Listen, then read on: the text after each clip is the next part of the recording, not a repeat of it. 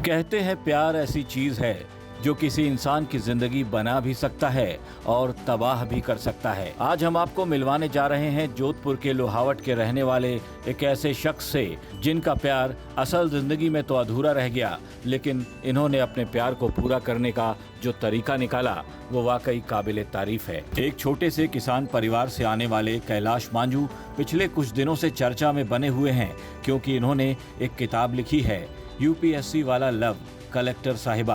कैलाश मांझू से जानते हैं कि इनके अधूरे प्यार की कहानी क्या है और अब ये अपनी किताब के जरिए अपने प्यार को किस तरह से पूरा करने की कोशिश कर रहे हैं।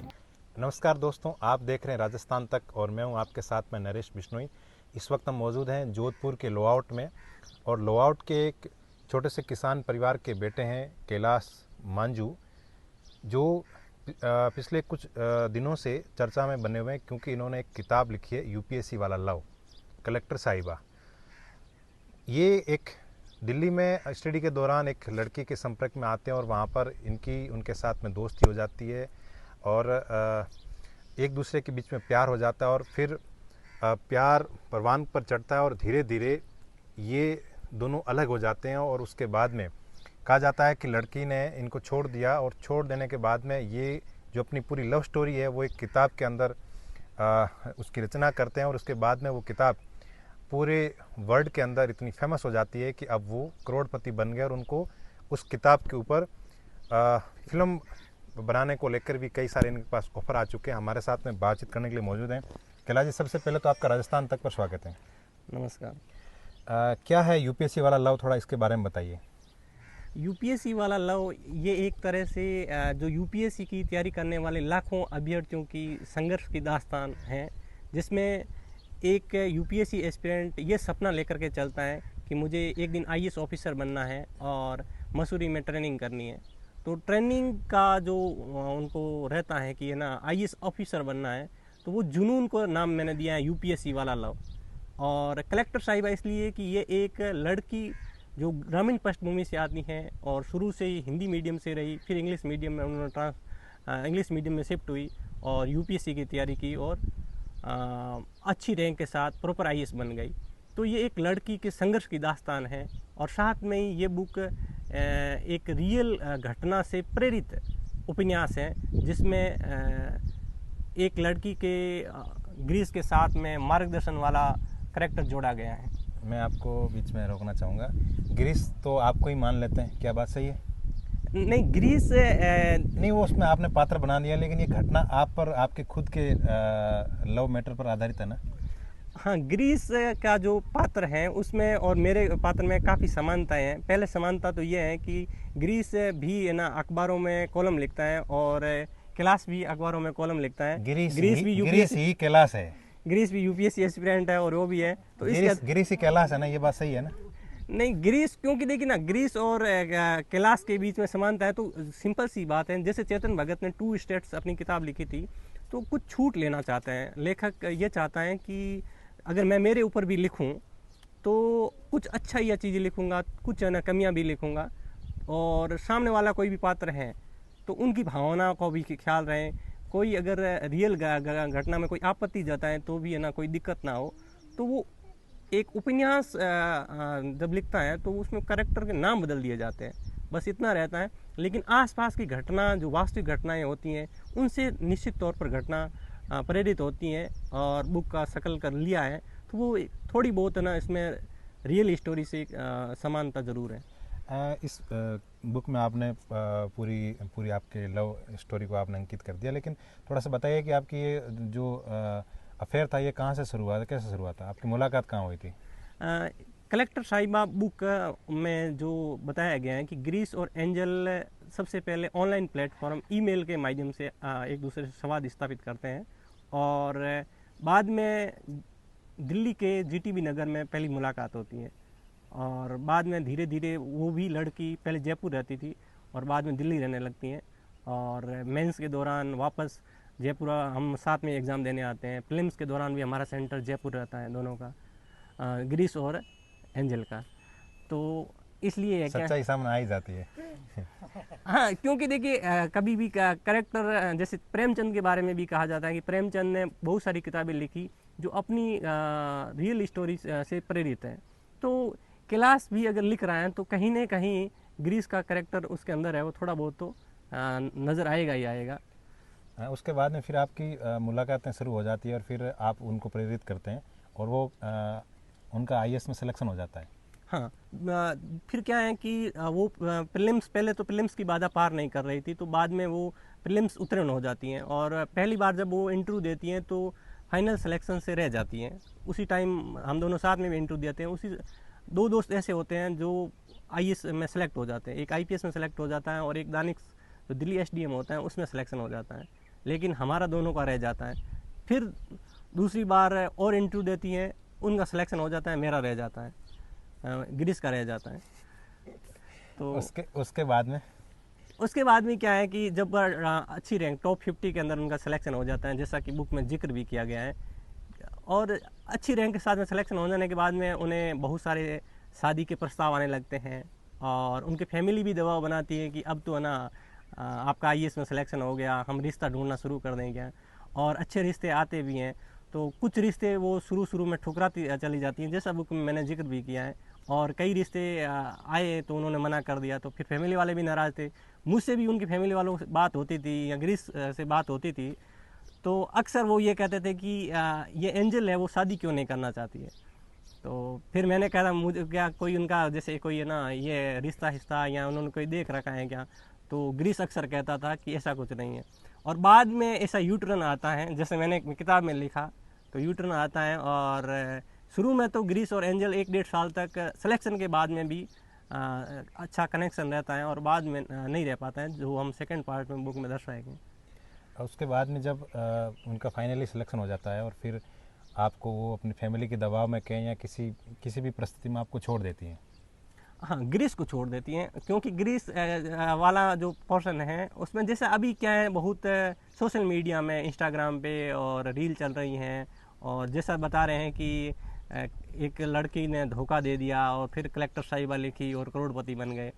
तो उसमें एक्चुअल में क्या है कि जो दिखाया गया है और जो इतना वायरल हो रहा है, इसके पीछे कारण ये है कि मैं खुद भी एक लेखक हूँ और ग्रीस भी एक लेखक है, और ग्रीस और मेरे लेखन बीच में क्या है कि समानताएं ज़्यादा होने की वजह से ग्रीस और कैलाश एक ही मान बैठे हैं लोग। नहीं तो मानना क्या, एक ही तो हो। क्योंकि मैंने किताब में नहीं लिखा है, तो मैं किताब में नहीं लिखा है, लेकिन रियल घटना में तो आप हो ही ना। देखिए, किसी व्यक्ति विशेष को आपत्ति ना हो, इसलिए हमने ग्रीस और एंजल कैरेक्टर चुना है, और आगे भी मैं अपनी इस बात पे ना टिका रहूँगा कि एंजल और ग्रीस एक कैरेक्टर हैं और जो रियल स्टोरी से या रियल घटनाओं से प्रेरित जरूर है। इसके बाद में फिर आपने ये किताब लिखी और किताब की जो सेलिंग है, रेटिंग है, बहुत हाई लेवल पर गई और आप अभी करोड़पति बन गए, ये बात सही है? हाँ, बुक एक्चुअल में क्या है कि हिंदी में अभी पूरी दुनिया में सबसे ज़्यादा सेल होने वाली बुक है, और कई बार तो ऐसा हुआ कि एक बुक मैं जब बुक छपाना जाता था, ये सेल्फ पब्लिश होने की वजह से पूरा बेनिफिट मुझे ही हो रहा था। हालांकि अब हमने है ना इसको पब्लिकेशन को दे दिया है, और मराठी वाला और इंग्लिश एडिशन और गुजराती एडिशन एक कंपनी पूरा प्रिंट करवाती है, लेकिन शुरू में पूरा का पूरा खर्चा प्रिंट का मैं ही उठाता था और पूरी कमाई मेरे हाथ में ही जाती थी। अभी आपके सीधे तौर पर आपके हाथ में कितनी कमाई आएगी इस बुक को लेकर? बुक की टोटल कमाई लगभग 1.5 से 2.5 करोड़ के बीच में है, और उम्मीद है कि मराठी वाला अभी जब रॉयल्टी आएगी तो लगभग 50 लाख या 70 लाख के आसपास वो भी होगी। अब तक की कितनी कमाई हो चुकी है सीधी कैलाश मांझू को? अब तो जैसे एग्रीमेंट और कंपनी के बीच में या एक राइटर के बीच में रहता है, उस पर नहीं पढ़ना अपन को सीधा। हाँ। मतलब वो आपका मामला है, लेकिन सीधा आपके पास इसकी कमाई कितनी आएगी? हाँ, क्या कैलाश मांझू करोड़पति बन गए? हाँ, इतनी कमाई जरूर है कि है ना, जैसे 1.5 लाख बुक में भी लगभग हम 2.5 से 3 करोड़ कमा लेते हैं, और ये निश्चित तौर पर 1.5 लाख से ज़्यादा बुक बिक चुकी है। अभी आप करोड़पति तो बन गए हैं। करोड़पति जैसे जब है ना कमाई 1 करोड़ से ज़्यादा हो गई तो करोड़पति हो गए, और ये बुक है वो 1.5 लाख पहले ही प्रिंट होकर के बिक चुकी है। बिल्कुल। तो मैं कहना चाहूँगा कि ये जो इनका मकान है, इनके पीछे एक लिखा हुआ है, बीपीएल का लोगो लगा हुआ है।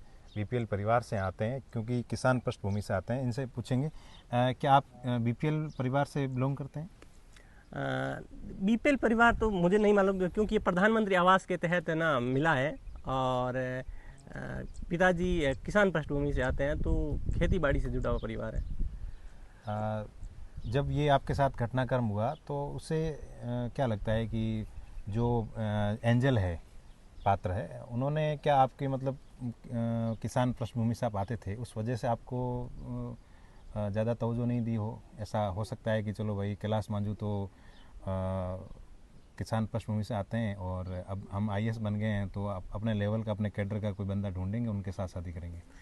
देखिए, एंजल और ग्रीस उसमें जो बुक का पहला पार्ट है उसमें हमने ये दिखाया है कि एंजल और ग्रीस आपस में साथ बने रहते हैं। हालांकि अब सेकंड पार्ट में क्या होगा वो तो ना बाद में आपको पता है, लेकिन अभी बता तो दो हमें, तो बाद में आप छापते रहना। नहीं, एक्चुअल में क्या है कि है ना, ये बुक आने के बाद नहीं पता चल पाएगा, लेकिन हाँ ये रखेंगे आप। हाँ, ट्विस्ट रखेंगे। तो ये है कैलाश मांझू, जिन्होंने ये यूपीएससी वाला लव उपन्यास लिखा है, और इन्होंने ये अपने खुद की प्रेम कहानी इसमें लिखी। हालांकि ये इस बात को स्पष्ट रूप से नहीं कह रहे हैं, क्योंकि कई सारी चीज़ें होती है जो कानूनी प्रक्रिया से इनको गुजरना ही पड़ सकता है, तो इस वजह से ये नहीं कर रहे हैं। कैलाश जी, बीच में ये जब आपने इसका लॉन्चिंग आपने करी थी बुक, उस समय आपके साथ में कोई आपके ऊपर कोई मुकदमाबाजी भी कुछ हुई थी, ऐसी कुछ चीज़ें हुई थी? नहीं, एक्चुअल में क्या है कि जब ये बुक लॉन्च हुई थी, प्रिंट होने गई थी, और तो पब्लिकेशन के थ्रू उन्होंने ये कहा था कि बुक वापस ले लीजिए, दबाव बनाया गया था। हालांकि मुकदमेबाजी जैसी कुछ नहीं हुई, लेकिन पुलिस के थ्रू, ऑफिसर के थ्रू, आईएएस के थ्रू, आईपीएस के थ्रू बात हुई थी कि आप है वो किताब वापस ले लीजिए, लेकिन किताब हम वापस नहीं ली। हमने 1-1.5 महीने जरूर है ना मार्केट से वापस ली, लेकिन बाद में वापस मई में वो वापस लेकर आ गई। इस बुक के बाद में आपने कितने बड़े बड़े लोगों से आपने मुलाकात करी, जैसे कि कोई आईपीएस हो, आईएएस हो, या फिर बड़े राजनेता हो? क्योंकि आप, हमने देखा कि आप केंद्रीय मंत्री राजनाथ सिंह के साथ में भी आप खड़े नज़र आ रहे हैं, तो ऐसे किन किन लोगों से आप मिले थे ये बुक को लेकर? सबसे पहले तो केंद्रीय जो हमारे रक्षा मंत्री हैं राजनाथ सिंह, उनके ओएसडी ने हमें बुलाया था, क्योंकि उनको बुक पसंद आई थी। ओएसडी अधिकारी हैं, प्रशासनिक अधिकारी हैं जो रक्षा मंत्री, तो रक्षा मंत्री जी ने बाद में हमें बुलाया। उसके बाद में हम प्रधानमंत्री के आर्थिक सलाहकार है संजीव सान्याल, उन सर से मिले, और एम.के. रैना से मिले जो फिल्म डायरेक्टर हैं, निर्देशक हैं, रब की ने बना दी जोड़ी जैसे 30 से ज़्यादा फिल्मों में काम कर चुके हैं, और कई पंजाब के आईएएस आईपीएस अधिकारियों से, हमारे अभी वर्तमान में बाड़मेर के जिला कलेक्टर निशांत जैन हैं जो पहले जालोर के कलेक्टर थे, उनसे भी हमारी मुलाकात हुई। कई केंद्रीय मंत्रियों से भी हम मुलाकात हुई, जैसे गजेंद्र सिंह शेखावत है, और दिल्ली में भी कई प्रशासनिक अधिकारी, पूर्व राज्यपाल से, बिहार के पूर्व राज्यपाल, राजस्थान के जो पॉपुलर नेता है रविंद्र सिंह भाटी, उनको भी ये उपन्यास आपने भेजा क्या? रविंद्र सिंह भाटी को तो नहीं भेज पाया, लेकिन रवि कुमार सिया को हमने भेजा, रवि बिश्नोई को भेजा, पूजा बिश्नोई को भेजा, और उन्होंने मंगवाया भी स्पेशल रूप से, और के बिश्नोई को भेजा हमने। ये उपन्यास आने के बाद में अब जो जिस तरह का आप सोशल मीडिया पे चल रहा है कि आपको मूवी के लिए भी ऑफर कराएं? हाँ, मूवी को लेकर के हमारी बात चल रही है, और 2-3 फिल्म डायरेक्टरों से हमारी बात हुई है। वेब सीरीज़ के लिए तो हमारा लगभग एग्रीमेंट तैयार ही हो गया था, लेकिन अभी हम बुक का सेकंड पार्ट आने के बाद में एग्रीमेंट करेंगे। तो फिल्म को लेकर के हमारे पास में काफ़ी ऑफर आ रहे हैं। तो क्योंकि 12th फेल मूवी बहुत अच्छा किया था, और 12th फेल मूवी में बहुत सराहना भी मिली थी, तो कलेक्टर साहिबा बुक 12th फेल से भी बढ़िया कर रही हैं। तो निश्चित 12th फेल मूवी में तो जो प्रेमिका है वो प्रेमिका सपोर्ट करती है, लेकिन इसमें तो प्रेमिका अपना सफलता हासिल करके निकल लिए। देखिए ना, कहानी अलग अलग कहानी में जो विविधता होती है उसमें ही आनंद होता है, और हम हर बार ये ना देखें कि ब्रेकअप नहीं होगा। कई बार क्या होती है, एक लड़का और लड़की एक दूसरे का सपोर्ट करते हैं और जीवन भर सपोर्ट करते हैं, और कई बार क्या है ना, आपस में उतार चढ़ाव आ जाते हैं और संबंधों में भी बिखराव आ जाता है। अभी उनसे आपकी बात होती है? नहीं, अभी हम बात नहीं करते हैं, और वो उनका पर्सनल लाइफ है। उम्मीद और अपेक्षा रहती है उनसे? उम्मीद और अपेक्षा तो वो जीवन में अच्छा करें, यही हमें उम्मीद रखते हैं, और जीवन में बहुत ऊपर तक जाएं और बेहतर करें, यही हमारी उम्मीद। उनके प्रति कोई नफरत? नहीं, हम नफरत रखने की कोई ऐसा नहीं है। हम अब तो क्यों रखेंगे, करोड़पति जो बन गए। नहीं, देखिए सिंपल सी बात है ना, कई बार क्या होता है कि हम हर चीज़ को नफरत वाला माहौल नहीं क्रिएट करना चाहिए। बहुत सारे लोगों में संबंधों में बिखराव आता है, शादी के बाद में भी तलाक हो जाते हैं। हमारे बीच में जो संबंध था वो बॉयफ्रेंड गर्लफ्रेंड की तरह ही था, नॉर्मल था, तो उसको हम इस तरह से ही लेते हैं। और पढ़ाई लिखाई का यही है कि आपको अपनी सोच का स्तर ऊंचा रखना पड़ेगा और स्वीकार करना पड़ेगा, जो आपके साथ घटित हुआ है उसको स्वीकार करना पड़ेगा और लाइफ में आगे बढ़ना पड़ेगा। बिल्कुल। तो ये है कैलाश मांझू, जिन्होंने यूपीएससी वाला लव का उपन्यास लिखा, और अब ये उपन्यास बेस्ट सेलर के रूप में और पूरे इंडिया के अंदर ये फेमस है। और उसके बाद में अब इनके पास मूवी को लेकर भी ऑफर आ रहा है, और अब ये जो इनके लेखक हैं कैलाश बिश्नोई, ये अब करोड़पति बन गए। नमस्कार।